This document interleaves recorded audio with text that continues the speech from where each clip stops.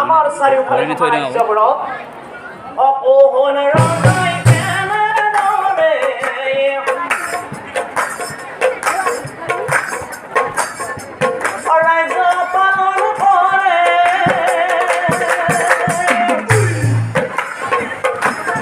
সেইকাৰণে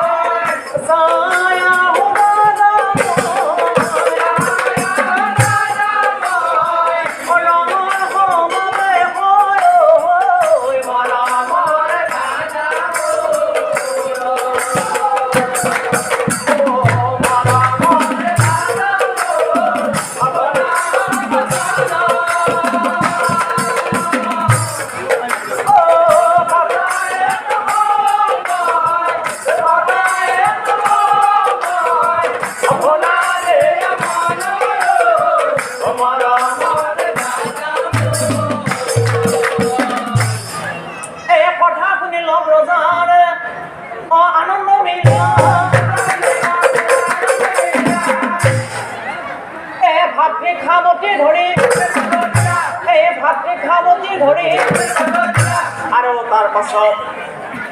তাৰ পাছত দুখে কি কৰিলে ঐ অনুমতি পাই দুখে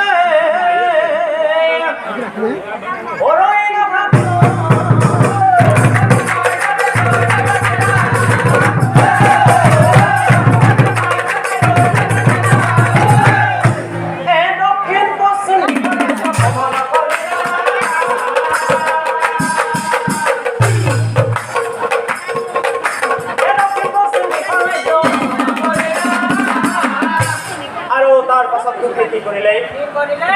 ও তাৰ পিছত মুক্তিকে অগমন কৰিল